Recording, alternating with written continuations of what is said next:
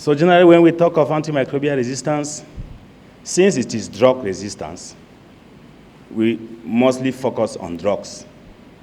And we generally keep aside all other very, very important factors.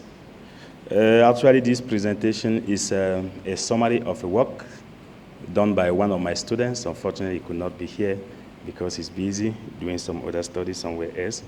And actually, the young man is a medical doctor. And when he came to me for supervision, I'm a pharmacologist, I'm not a medical doctor. And he said he was very interested in antimicrobial resistance. And then he said at one point, okay, what if we medical doctors, in addition to treating, we equally contribute in disease spread through our practices? So actually, he suggested this topic. I will not go back to the GEE indicators, the JE indicators for Cameroon, which are quite low. But one important thing I want to highlight is that this work was concluded in 2017. So the facts we are presenting here might have evolved, actually, but still, it is very important. So the main objective of this work was to determine the prevalence and patterns of resistance of gram-negative bacterial isolate collected from health personnel, not from their blood, but actually from their external surfaces. The approach we use, I should highlight that this is a pilot study given the small sample size, pilot study given the fact that it focuses just on one health facility. But actually what we did, we collected samples from this part of the medical doctor. We collected samples from the hands, from the lab jacket, and from the cell phone. And then we followed the standard bacteria culture techniques to inoculate this into specific media. And later, we now proceed with identifications of the species. So as a result, we collected a total of 120 samples, of which 64 show positive growth, that indicating the presence of gram-negative bacteria. Why gram-negative? Because gram-negative actually are one of the most stubborn bacteria species compared to gram-positive. For several years, I doubt whether we have a single new molecule or new lead against gram-negatives. So now when we look at this in terms of bacteria species, here we first of all look at the site of sample collection.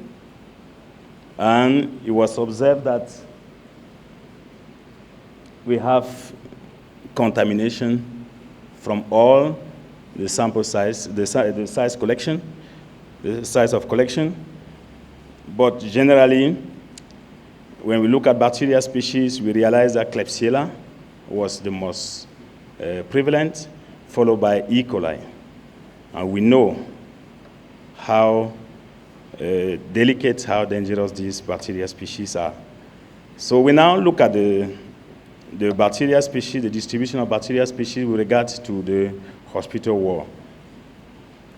And after analysis, we realized there was no significant difference whether you are from maternity, medical ward, or pediatric. All these health workers could be unsuspected carriers of infections, be it from patients to patients, or be it infecting themselves and even their family members. Because what is not presented here is that we had some question on whether they take home their lab coat.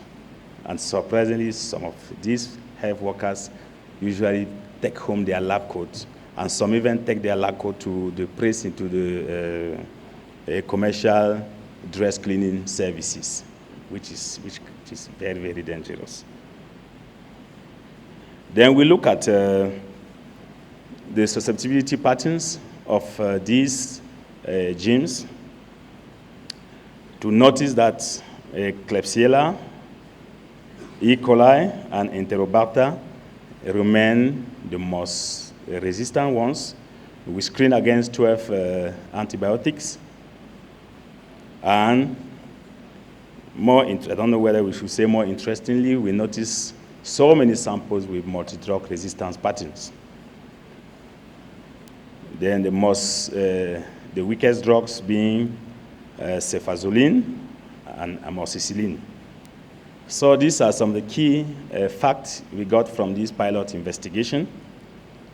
And to conclude, this pilot study highlights a neglected fact, the fact that health workers might be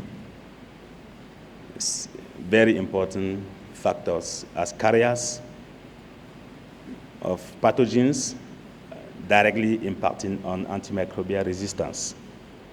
So definitely there is need for action. And one very important thing too is that just a few studies have been carried out towards this direction.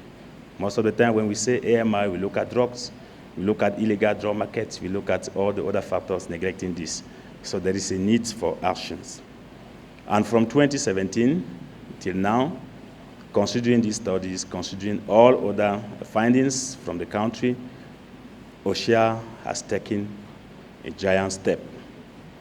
And we can have findings, we can have information on some of these achievements through some of our posters outside there, but more importantly from the presentation of my colleague Felicite, which is coming just after this. Thank you.